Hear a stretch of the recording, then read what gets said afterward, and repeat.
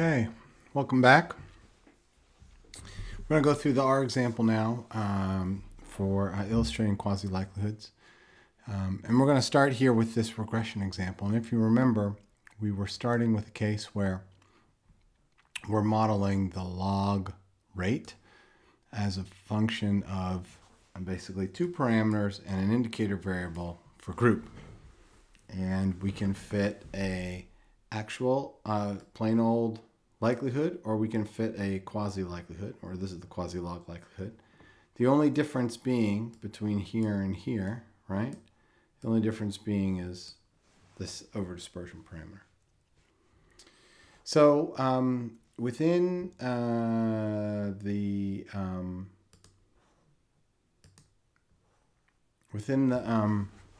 let me just erase this here now that we know this works. So within the Dropbox folder for Lab 3, you've got this set of commands. And basically, I'm going to take a sample of 25 observations, okay? And I'm going to sample 25 observations from a Poisson distribution with mean 4. And 25 observations from a Poisson distribution with mean 8. So that's y1 and y0. And so here are the vectors, y0, and here are the vectors y1. Right? And you may say, okay, well, what is the mean of y0?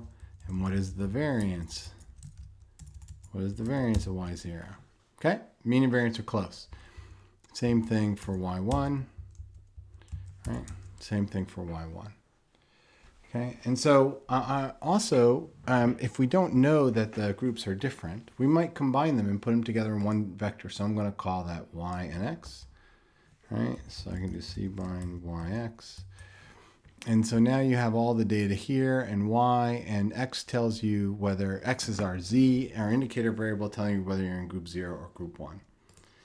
And I'm just going to quickly print out here. So the overall mean is 6. The mean in the first group is a little bit less than 5. The mean in the second group is 7. And you can see the variances, right? The overall mean is 6. The overall variance is 7, as opposed to 5 and a third and almost 7. So this is a case now that we can say, well, okay, let's look at, suppose I wanted to fit a Poisson model on these data. That's what I'm going to do here. So this is a generalized linear model with just an intercept. All the data on an intercept. The family is Poisson and the link is log. And I'm just going to call it PMOD for Poisson model. And all I did here now, this is fitting a generalized linear model.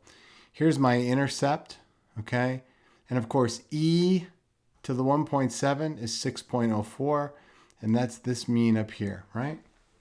So everything should be as it is. This is e to this exponent here, 6.04, and that's just as we would expect. And in fact, we can check it, that they're the same. Of course, I round them to check them to get rid of the numerical instability there.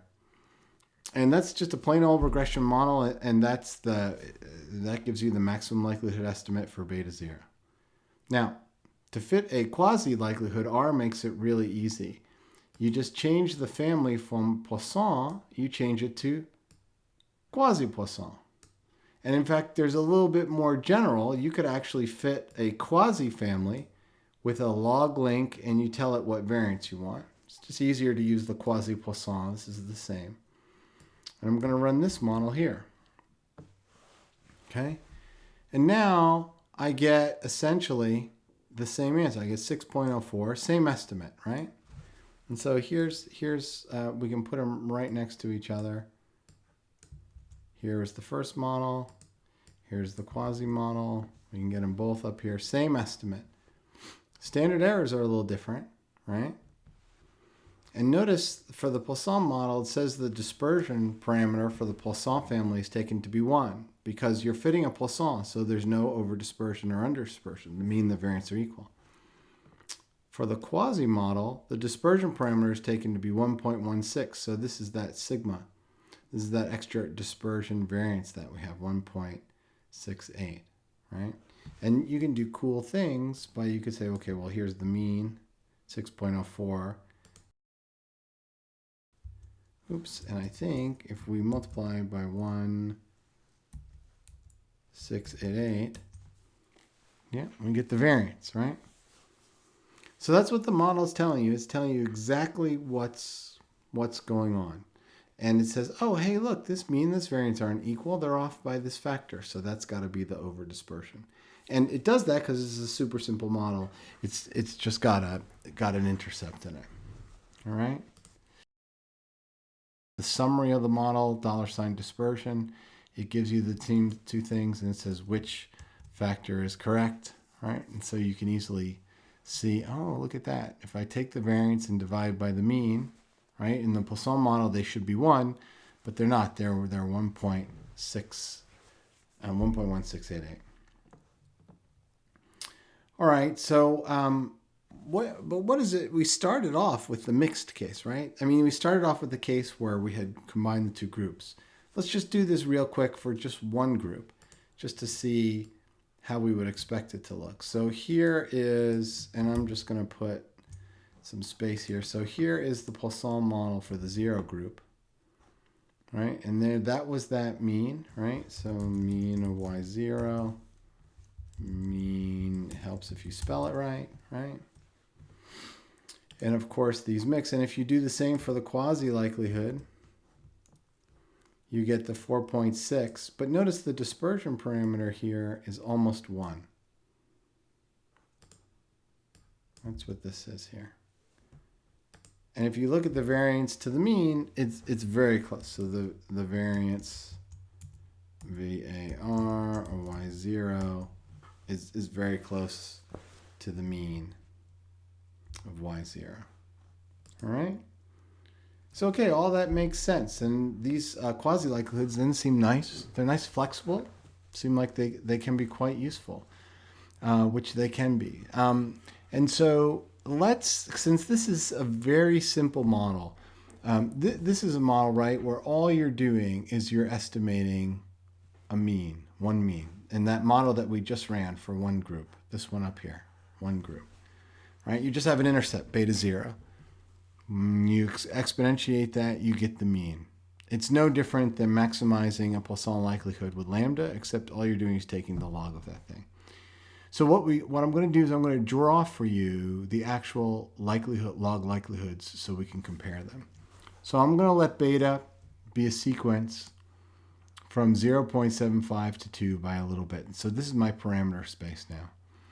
And the log likelihood from a Poisson model is the sum of the data, right? And I'm using y0s now, times beta minus the length of y0 plus the exponent of beta. This is the log likelihood. And then I want my log likelihood, its scale can be off because you can multiply by a constant. So I'm going to scale it by its maximum and then exponentiate it to get it back. So I'm going to do this thing. Those are the steps here. And I can do the same thing for the quasi-likelihood. The only difference with the quasi-likelihood, if you remember, was that you get a dispersion parameter. So let's go back here, right? The only difference is you have this extra dispersion parameter. So I am computing this piece here, computing this piece, and I'm computing this piece. Then I'm going to exponentiate these things to get likelihoods and draw them. The only thing that I did that's not written down here is I scaled these by their maximum, so that when I exponentiate them, they'll go from 0 to 1. All right, so here's the quasi-likelihood. And I'm going to plot these for you on the log scale. So here they are. Those are the two likelihoods. And I'm not labeling them because I'm going to change the x-axis in 1 second. But this is literally the likelihood that you would maximize because the betas are on the log scale. Now, the nice thing about likelihoods is they're invariant with respect to reparameterization. So if I want to go from beta to log beta or to the exponent beta, I can just take the exponent, I can just exponentiate the x-axis, which is what I've done here.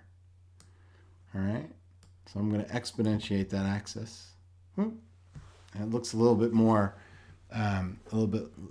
centered there. And I'll put up my legend.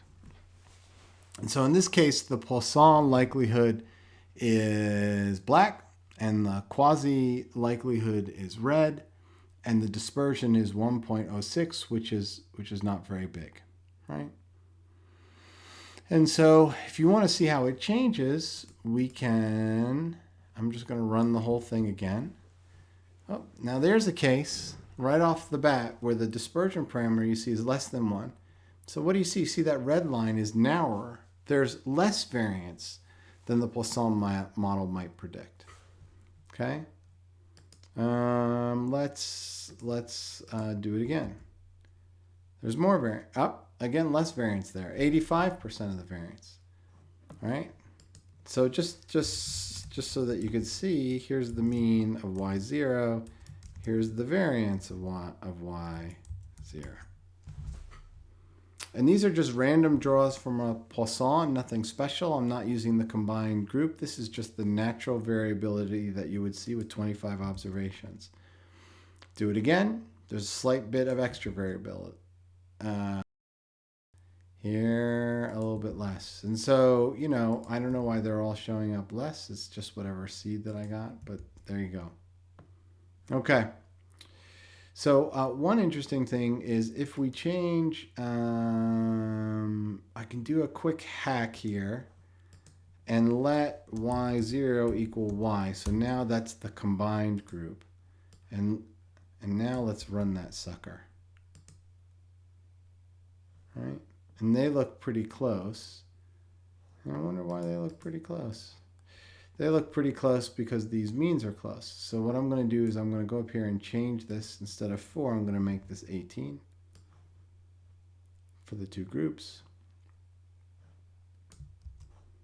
Here. And then I'm going to overwrite y0 with, I'm going to let y be, y0 be y.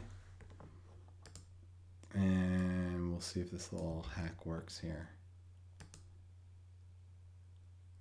Nope, doesn't quite work.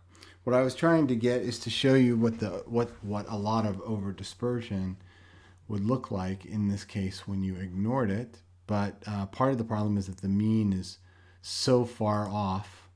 I guess this is solvable, right? 7, 2, 4. 14, I had 18, so let's just make this 10.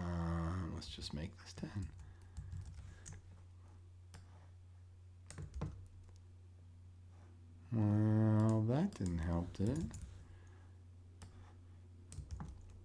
Log scale. Okay, now they're looking very close actually. Okay?